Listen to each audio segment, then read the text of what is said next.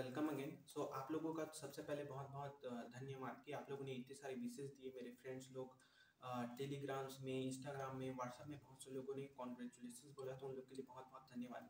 और ये रहा मेरा स्कोर कार्ड, और आप लोग इसमें से देख सकते हैं कि मेरा मार्क्स 80.67 बना है। सो बहुत से लोग मैसेजेस करके पूछ रहे थे टेलीग्राम्स में कि क्या हो रहा था, कि आप प्रिपरेशन कैसे किए, कहाँ से पढ़े, क्या कंटेंट कहाँ से लाए, आप लोग प्रैक्टिस कहाँ से करते थे। तो ये सभी चीज़ें मैंने इसके पहले वाले वीडियोस में बताया हूँ, लेकिन इसमें मैं आप लोग को स्ट्रैटेजी बताऊंगा कि कैसे आप लोग अपने प्रिपरेशंस को कैरी ऑन कर सकते हैं एंड तक। क्योंकि क्या होता है, शुरुआत में सभी के सभी लोग क्या होता है, बहुत एक्टिव होते हैं, बहुत ज़्यादा सीरियस होते हैं अपने प्रिपरेशन को लेकर के। लेकिन जैसे जैसे टाइम बीतता जाता है, वैसे वैसे लोगों की सीरियसनेस कम होती जाती है, और अंत में जो टिका रहेगा सिर्फ उसी का ही बहुत अच्छा रैंक आएगा। ठीक है ना। सिलेक्शन तो कई लोग का हो जाता है, लेकिन जो रैंक है वो निकालने के लिए आप लोग को थोड़ी सी एफर्ट्स तो लगानी पड़ेगी। तो ऐसा नहीं है कि बहुत मुश्किल है, मेरे को भी नहीं पता था। मैं बस सोच रहा था कि मेरा कहीं ना कहीं आईआईटीज में हो जाए बस।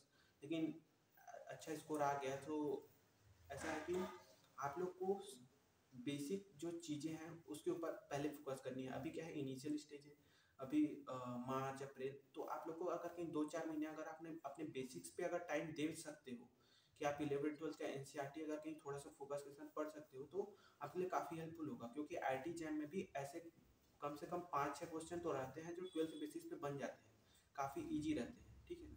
तो आप लोग थोड़ा सा बेसिक्स पढ़ लेंगे तो आप लोग का क्या होगा, आगे जैसे जैसे समय बीतता जाएगा, अभी क्या सिलेबस थोड़ा सा है तो आप लोग को 2-4 चैप्टर रिविजन करने मिलेगा।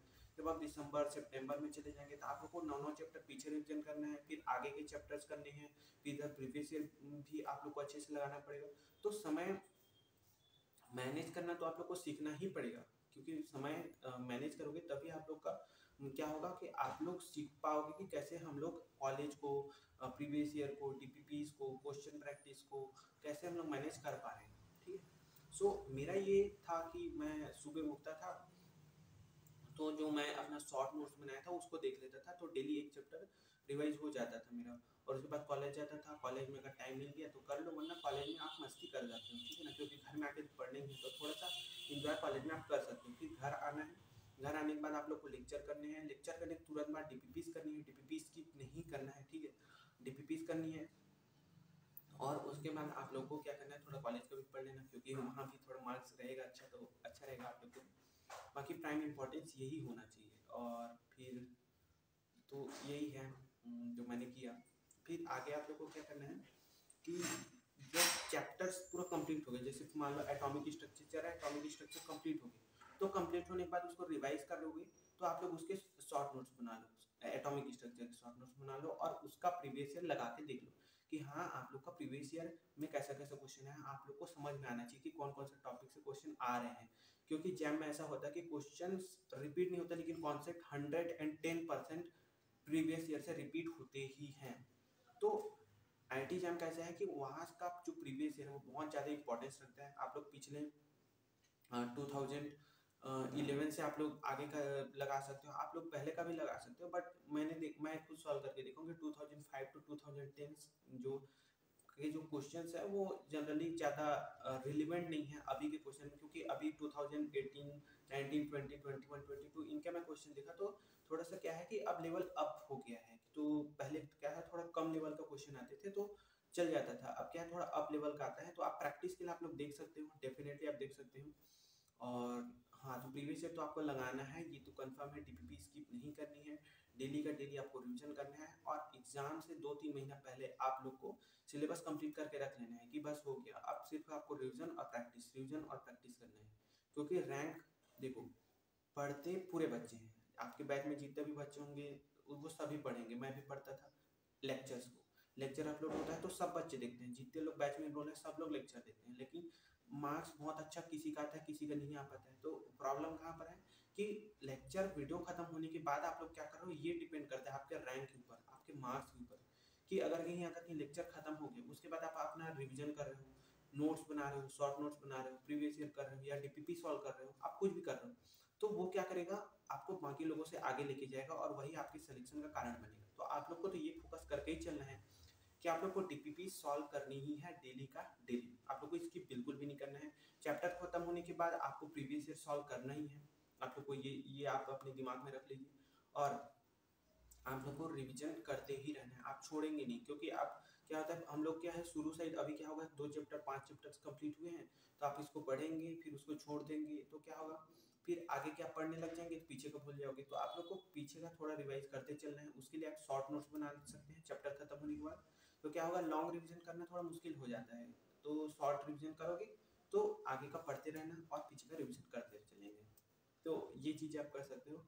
बुक्स आपकी मर्जी, अगर आप करना चाहते हो तो कर लो, बाकी मैं तो बुक्स पढ़ा नहीं था।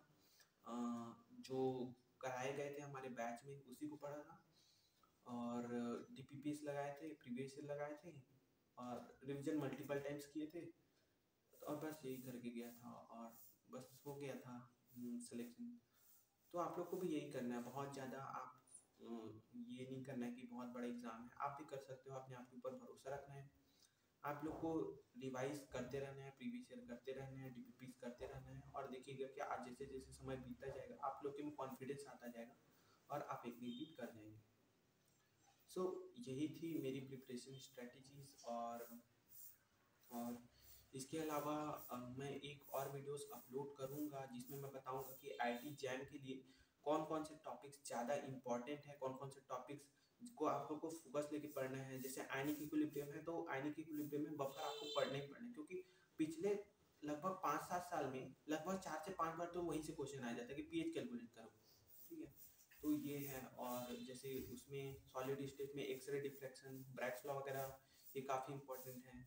क्रिस्टल सिस्टम आप देख सकते हैं, और थर्मोडायनेमिक्स में से कई सारे पार्ट बहुत इंपॉर्टेंट। तो ऐसे क्या है मैं एक वीडियो डाल दूंगा जिसमें वो सारी इंपॉर्टेंट टॉपिक जो मेरे को लगा था कि वो इम्पोर्टेंट, क्योंकि मैंने प्रीवियस ईयर सॉल्व करे, लगभग 18 साल के मैंने प्रीवियस ईयर सॉल्व किए।